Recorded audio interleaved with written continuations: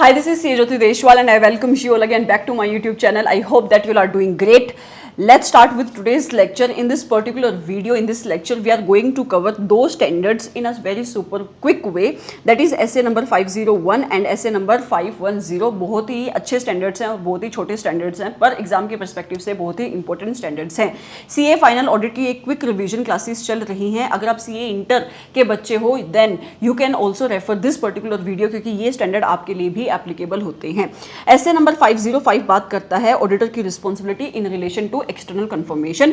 Before starting with this standard, सबसे पहले आप ये समझो, एक्सटर्नल कंफर्मेशन आपके ऑडिटर का एक ऑडिट प्रोसीजर होता है. जैसे आपका ऑडिटर बहुत सारे और ऑडिट प्रोसीजर्स परफॉर्म करता है in order to obtain the audit evidences, इसी तरीके से आपका ऑडिटर एक्सटर्नल कंफर्मेशन को यूज करता है for obtaining the sufficient and appropriate audit evidences. दूसरी बात, एक्सटर्नल कंफर्मेशन आपका एक सब्सटेंसिव ऑडिट प्रोसीजर होता है और ये चीज हम पहले से ऐसे नंबर 330 में सीख कर आ चुके हैं. तीसरी बात, एक्सटर्नल कंफर्मेशन जो मोस्टली यूज होती है वो अकाउंट बैलेंस के लिए यूज होती है. फॉर एग्जांपल, अगर आपके ऑडिटर को ट्रेड रिसीवेबल्स की एग्जिस्टेंस को कंफर्म करना है या उनकी वैल्यूएशन को कंफर्म करना है, उस केस में आपका ऑडिटर एक्सटर्नल कंफर्मेशन को यूज करता है as a substantive audit procedure for obtaining the sufficient and appropriate audit evidences.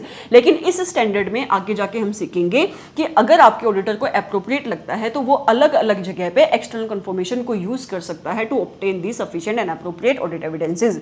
इस स्टैंडर्ड को शुरू करने से पहले, मतलब ऑडिटर की रिस्पॉन्सिबिलिटी को समझने से पहले, you have to understand the meaning of this words. Number 1, होती क्या है ये एक्सटर्नल कंफर्मेशन.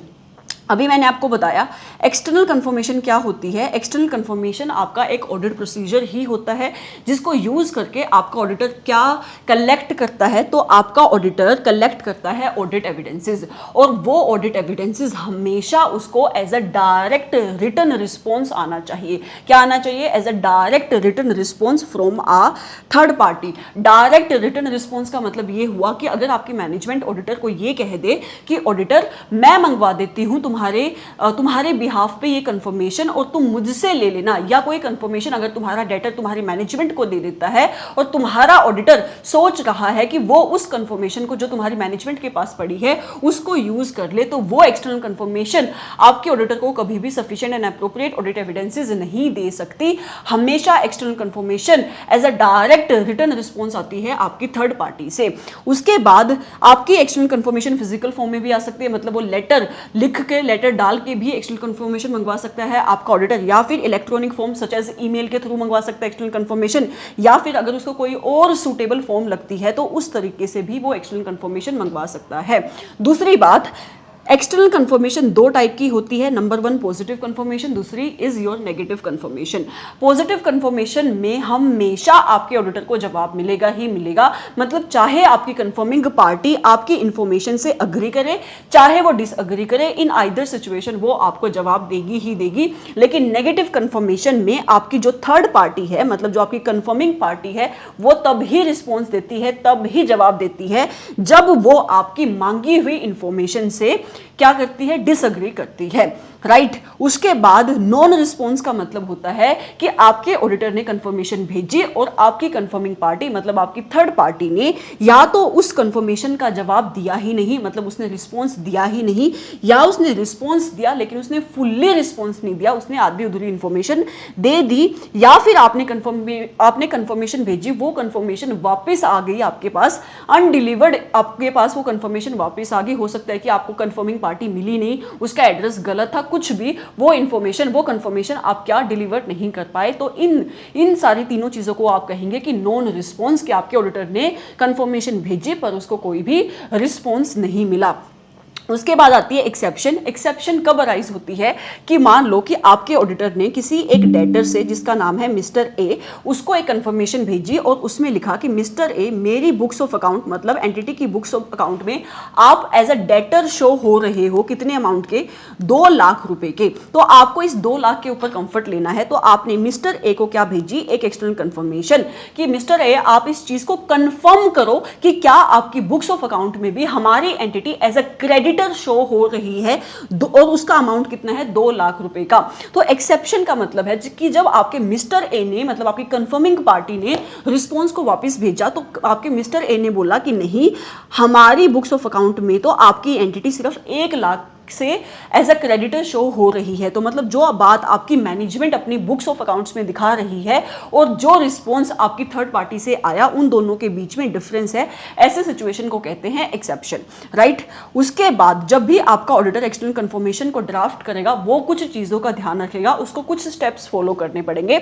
कौन कौन से? नंबर 1, उसको ये डिटरमाइन करना पड़ेगा कि उसको किस इंफॉर्मेशन के रिलेशन में कंफर्मेशन चाहिए। नॉर्मली तो आपका ऑडिटर कंफर्मेशन ऑब्टेन करता है in relation to account balance and their element, जो मैंने आपको अभी भी बताया, for example account payables, for example account receivables.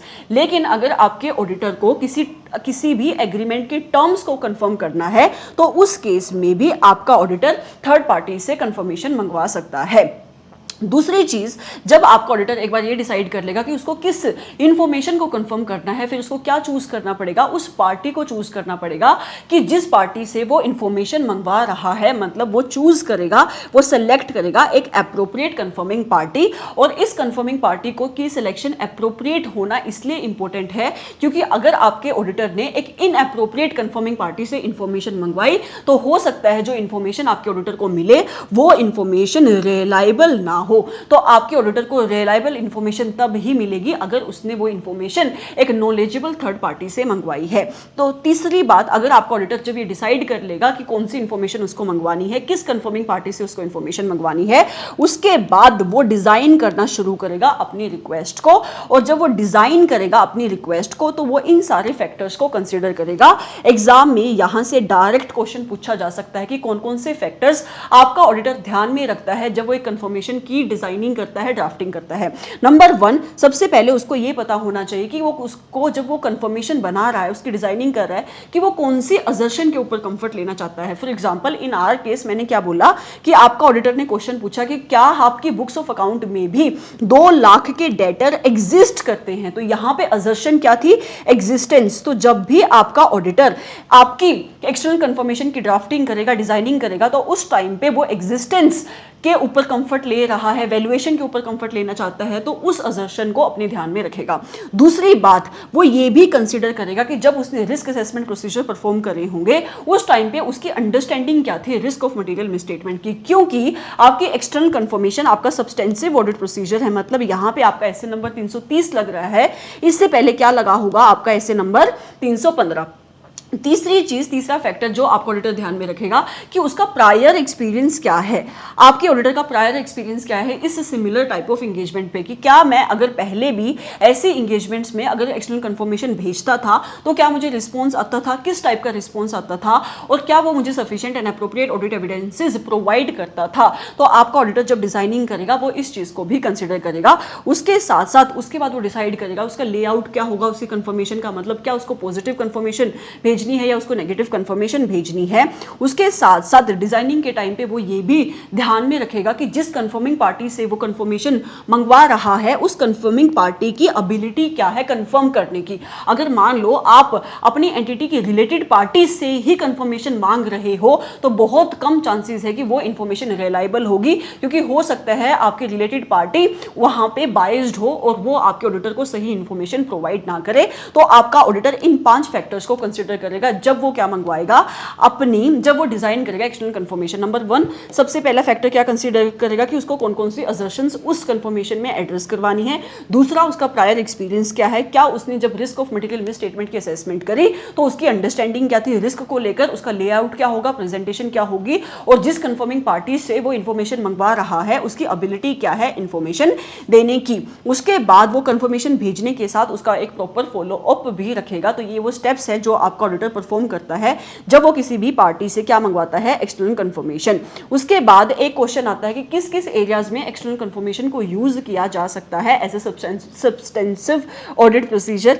ये वाला क्वेश्चन हम आपके ऐसे नंबर 330 में भी कवर करते हैं कि कौन कौन से वो एरियाज हैं, कौन कौन सी वो एरियाज हैं जहां पे आपका ऑडिटर कंफर्ट लेने के लिए एक्सटर्नल कंफर्मेशन को यूज कर सकता है, और यहां से भी डायरेक्ट क्वेश्चन बनता है। तो नंबर 1, अगर आपके ऑडिटर को बैंक बैलेंस को कंफर्म करना है तो वो बैंक से कंफर्मेशन मंगवा सकता है। नंबर 2, अगर आपकी एंटिटी की कोई भी इन्वेंट्री थर्ड पार्टी के पास पड़ी है, उस केस में वो थर्ड पार्टी से कंफर्मेशन मंगवा के आपकी इन्वेंट्री की एग्जिस्टेंस और उसकी कंडीशन को कंफर्म कर सकता है। उसके साथ साथ अगर आपकी एंटिटी की कोई इन्वेस्टमेंट है जो किसी स्टॉक ब्रोकर के पास पड़ी है, तो वो स्टॉक ब्रोकर से भी आपकी एक कंफर्मेशन मंगवा सकता है। या फिर अगर आपकी प्रॉपर्टी के टाइटल डीड आपकी थर्ड पार्टी के पास पड़ी है, मान लो एडवोकेट के पास पड़ी है, और आपके ऑडिटर को ओनरशिप के ऊपर कंफर्ट लेना है, तो वो उस केस में भी कंफर्मेशन का यूज कर सकता है। उसके बाद ये कहता है कि अगर आपके ऑडिटर को किसी भी कॉन्ट्रैक्ट के टर्म्स और कंडीशन को कंफर्म करना है, उस केस में भी आपका ऑडिटर एक कंफर्मेशन मंगवा सकता है। या फिर अगर आपकी एंटिटी ने किसी बैंक से लोन लिया है या किसी लेंडर से लोन लिया है और उसको अपने आउटस्टैंडिंग अमाउंट को कंफर्म करना है, तो वो उस केस में आपके लेंडर, फाइनेंशियल इंस्टीट्यूशन या बैंक जहां से भी आपकी एंटिटी ने लोन लिया है, उसको एक कंफर्मेशन भेज के आउटस्टैंडिंग बैंक के बैलेंस को कंफर्म कर सकता है। अगली सिचुएशन जो आपका एसए नंबर 505 कवर करता है, वो सिचुएशन ये है कि मान लो आपके ऑडिटर ने मैनेजमेंट को बोला, मैनेजमेंट मुझे कंफर्मेशन मंगवानी है, ऐसा करो, मुझे आपके जो भी ये डेटर्स आउटस्टैंडिंग है उनके बैलेंस को कंफर्म करना है, उनकी एग्जिस्टेंस को कंफर्म करना है, इसलिए मैं कंफर्मेशन मंगवाना चाहता हूं, तो मुझे तुम ऐसा करो, उसने 5 नाम निकाल के दिए, इन 5 लोगों की इंफॉर्मेशन दे दो, मैं इनको कंफर्मेशन भेजना चाहता हूं। और आपकी मैनेजमेंट अगर मना कर दे, मतलब मैनेजमेंट मना कर रही है आपके ऑडिटर को कंफर्मेशन भेजने से, उस केस में एसए 505 कहता है कि ऑडिटर तुम्हारी रिस्पॉन्सिबिलिटी है, सबसे पहले तो तुम आइडेंटिफाई करने की कोशिश करो कि रीजंस क्या है जिसकी वजह से मैनेजमेंट मना कर रही है। उसके बाद इसकी इंप्लीकेशन तुम्हारे रिस्क की असेसमेंट के ऊपर क्या आती है। कहीं ऐसा तो नहीं मैनेजमेंट इसलिए मना कर रही है क्योंकि उसने कोई फ्रॉड किया है और जो तुम्हारी इनिशियल अंडरस्टैंडिंग है रिस्क की, तुम्हें वो रिवाइज करने की नीड है।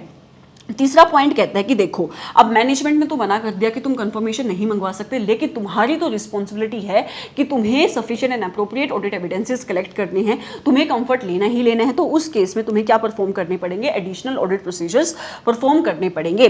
फिर कहता है कि अगर आपके ऑडिटर को ऐसा लगता है कि वो कंफर्मेशन भी नहीं मंगवा सकता और कोई भी एडिशनल ऑडिट प्रोसीजर्स परफॉर्म नहीं कर सकता, तो सबसे पहले तो आपके ऑडिटर को इस मैटर को अपनी टीसीडब्ल्यूजी को बताना पड़ेगा कि देखो आपकी मैनेजमेंट मना कर रही है और मैं कोई और एडिशनल ऑडिट प्रोसीजर्स भी नहीं परफॉर्म कर पाऊंगा, और उसका इफेक्ट देखेगा कि उसकी रिपोर्ट पे क्या आ रहा है।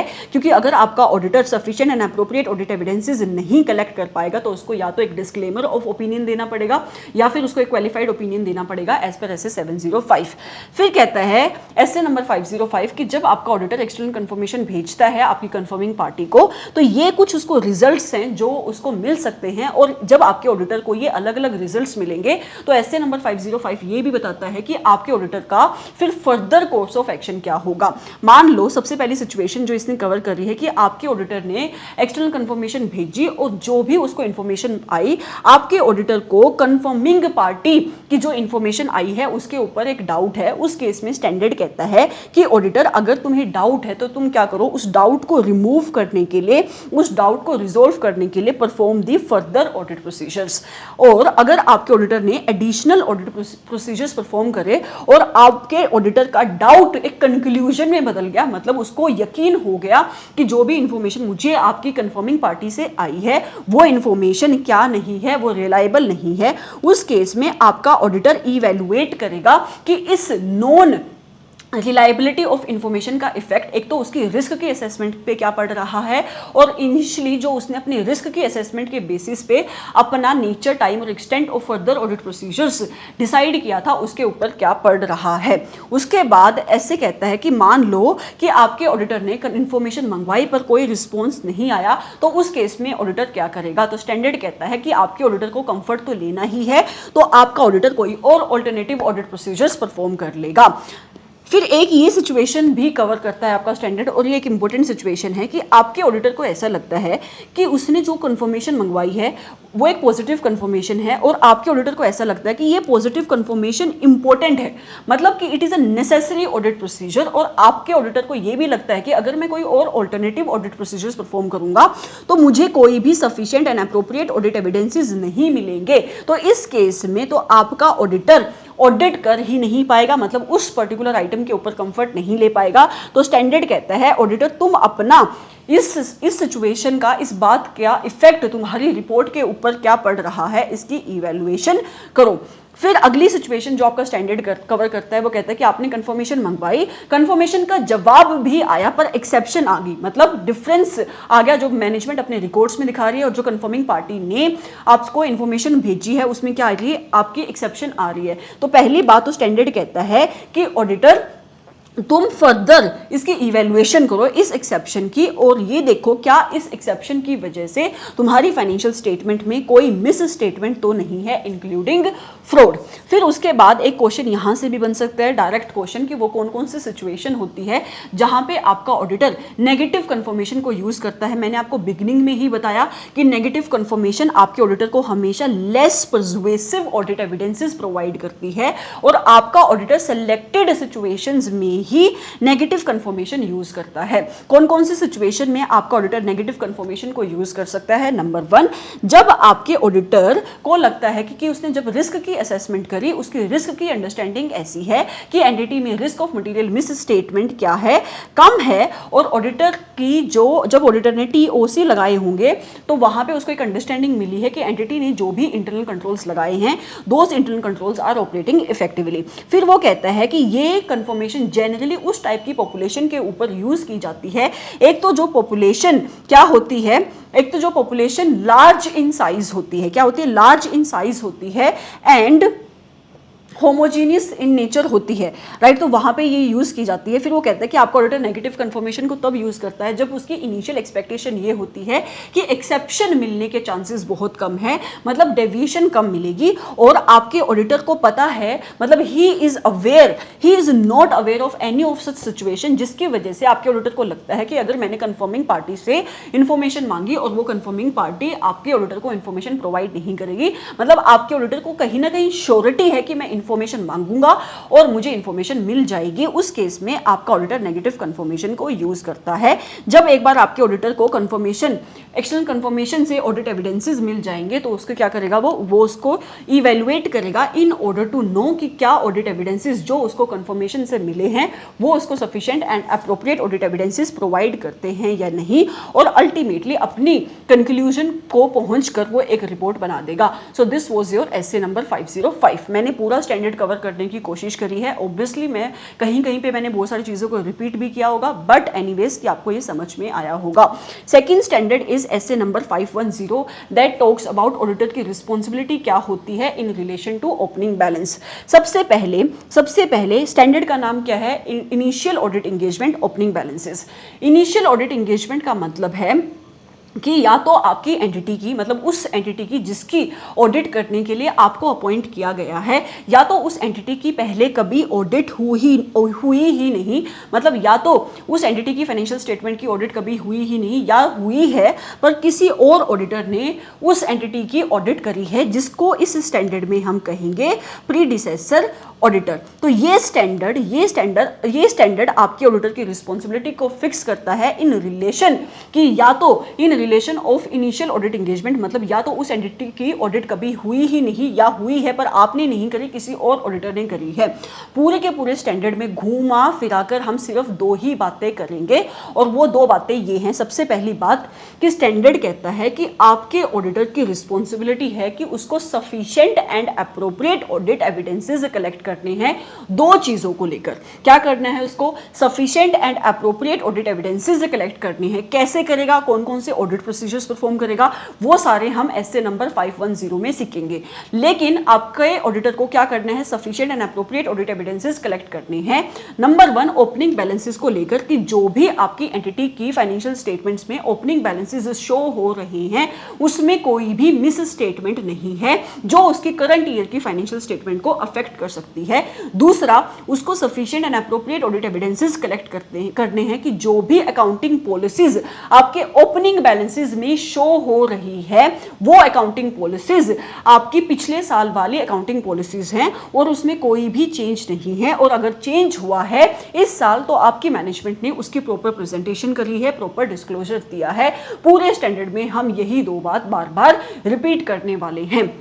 राइट तो आपके ऑडिटर का ऑब्जेक्टिव क्या है एज पर एसए नंबर 510? तो स्टैंडर्ड कहता है कि आपके ऑडिटर को क्या करने हैं, sufficient and appropriate audit evidences collect करने हैं दो चीजों को लेकर, नंबर वन ओपनिंग बैलेंसेस को लेकर और दूसरा अकाउंटिंग पॉलिसीज में जो भी ओपनिंग बैलेंसेस शो हो रहे हैं, क्या जो भी अकाउंटिंग पॉलिसीज आपके ओपनिंग बैलेंसेस में शो हो रही हैं, क्या आपकी मैनेजमेंट ने उसको कंसिस्टेंटली अप्लाई किया है, और दूसरा आपके ऑडिटर को sufficient and appropriate audit evidences collect करने हैं in relation to opening balances कि क्या उन ओपनिंग बैलेंसेस में कोई ऐसी मिस स्टेटमेंट है जो उसकी करंट ईयर की फाइनेंशियल स्टेटमेंट को अफेक्ट कर सकती है, और अगर अकाउंटिंग पॉलिसीज में कोई भी चेंज आया है तो क्या आपकी मैनेजमेंट ने उस चेंज को appropriately as per the requirement of the financial reporting framework disclose किया है या नहीं किया है।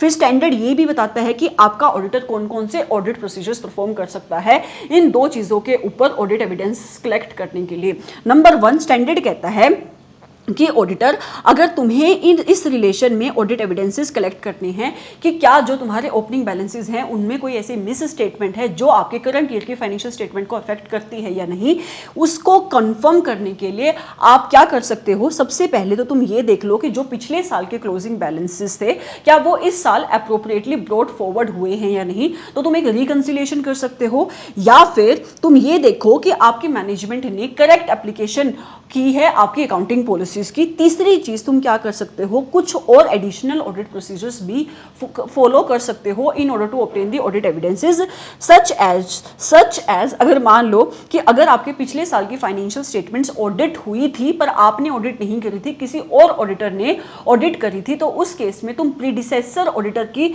रिपोर्ट को चेक कर सकते हो और तुम ये इवेलुएट कर सकते हो कि क्या तुमने during the course of audit अगर कोई और ऑडिट प्रोसीजर्स परफॉर्म करे हैं, उन ऑडिट प्रोसीजर की वजह से क्या तुम्हें कोई ऑडिट एविडेंसेस मिले हैं in relation to opening balances. मतलब जब तुम ऑडिट कर रहे होगे तो ओपनिंग बैलेंसेस के ऊपर नहीं, वैसे अगर तुमने इन जनरल कोई भी ऑडिट प्रोसीजर्स परफॉर्म करे हैं तो क्या तुम्हें ऑडिट एविडेंसेस मिले हैं जो तुम्हारे ओपनिंग बैलेंसेस को अफेक्ट कर सकते हैं। फॉर एग्जांपल आपने एक ऑडिट प्रोसीजर परफॉर्म किया होगा in relation to the subsequent event, तो क्या आपको वहां से कोई ऑडिट एविडेंसेस मिला है जो आपके ओपनिंग बैलेंसेस को अफेक्ट कर सकता है, तो तुम उसको भी कंसिडर करोगे। या तो आपका ऑडिटर कोई स्पेसिफिक ऑडिट प्रोसीजर्स परफॉर्म कर सकता है in relation to opening balances. For example external confirmation आपका एक स्पेसिफिक ऑडिट प्रोसीजर है जो आपका ऑडिटर यूज कर सकता है। तो अगर मुझे इस पॉइंट को समराइज करना हो, ये पॉइंट क्या कहता है कि जब आपका ऑडिटर ऑडिट एविडेंसेस कलेक्ट करेगा in relation to opening balances, तो आपका ऑडिटर सबसे पहले तो ये देखेगा कि जो उसके आपके एंटिटी के क्लोजिंग बैलेंसेस थे वो प्रॉपरली ब्रॉट फॉरवर्ड हुए हैं या नहीं, उसके लिए वो रिकंसिलिएशन कर सकता है। दूसरी चीज आपका ऑडिटर ये इवेलुएट करेगा कि आपकी मैनेजमेंट ने जो भी अकाउंटिंग पॉलिसीज फॉलो करी है वो एप्रोप्रिएट है या नहीं, उसके अलावा वो कुछ और एडिशनल ऑडिट प्रोसीजर्स परफॉर्म कर सकता है। फॉर एग्जांपल अगर आपकी एंटिटी की पिछले साल की ऑडिट हुई थी पर आपने ऑडिट नहीं करी थी, तो उस केस में वो प्रीडिसेसर ऑडिटर की रिपोर्ट को चेक कर सकता है, वो इवेलुएट कर सकता है कि क्या आपके ऑडिटर को during the course of audit जो उसने ऑडिट प्रोसीजर्स परफॉर्म करे उसको ओपनिंग बैलेंसेस के रिलेशन में कोई भी ऑडिट एविडेंसेस मिले हैं या नहीं मिले हैं, या फिर वो कोई स्पेसिफिक ऑडिट प्रोसीजर्स परफॉर्म कर सकता है such as external confirmation. Moving forward दूसरी चीज के ऊपर जो आपके ऑडिटर को कंफर्ट लेना था वो क्या लेना था कि आपका ऑडिटर इस चीज के ऊपर भी कंफर्ट लेता है, 1 सेकेंड, ओके ये भी चल ही रहा है, ओके तो मतलब दूसरी चीज को हम बाद में उठाएंगे। मान लो कि अगर आपके ऑडिटर ने sufficient and appropriate audit evidences collect करे और उसको पता लगा कि जो भी ओपनिंग बैलेंसेस हैं उन ओपनिंग बैलेंसेस में कोई भी मिस स्टेटमेंट मिल गई उसको जो आपकी करंट ईयर की फाइनेंशियल स्टेटमेंट को अफेक्ट कर रही है, तो उस केस में आपका स्टैंडर्ड कहता है कि आपके ऑडिटर को एडिशनल ऑडिट प्रोसीजर्स परफॉर्म करने पड़ेंगे ताकि वो इस मिस स्टेटमेंट के इफेक्ट को इवेलुएट कर सके। मतलब इस मिस स्टेटमेंट का आपकी करंट ईयर की फाइनेंशियल स्टेटमेंट्स के ऊपर क्या इफेक्ट पड़ रहा है, वो एडिशनल ऑडिट प्रोसीजर्स परफॉर्म करेगा उसके इफेक्ट को इवेलुएट करने के लिए। फॉर एग्जांपल वो एनालिटिकल ऑडिट प्रोसीजर्स परफॉर्म कर सकता है। उसके बाद आपका ऑडिटर इवेलुएशन करने के बाद इसका जो भी रिजल्ट आएगा आपकी मैनेजमेंट को कम्युनिकेट कर देगा। दूसरी चीज के ऊपर आपके ऑडिटर को क्या कंफर्ट लेना है कि उसको sufficient and appropriate audit evidences collect करने हैं कि जो भी अकाउंटिंग पॉलिसीज आपके ओपनिंग बैलेंसेस में शो हो रही हैं क्या आपकी मैनेजमेंट ने उसको कंसिस्टेंटली फॉलो किया है इन द करंट ईयर, और अगर कोई चेंज किया है तो क्या आपकी मैनेजमेंट ने उस चेंज को एप्रोप्रिएटली डिस्क्लोज किया है as per the requirement of financial reporting framework और नॉट।